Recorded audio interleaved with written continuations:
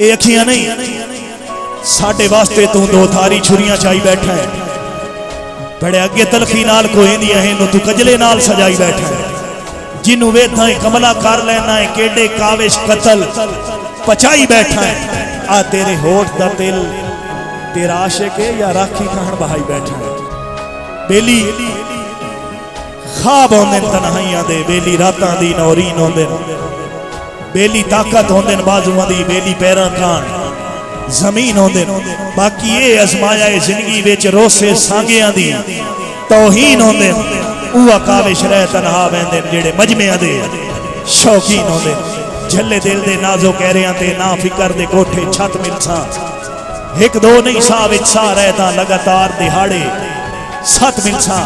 जोगी साहब सिगरेट ला छोड़ी फुल्लां जई जिंदगी आई तेरे मगर मजा छोड़ी।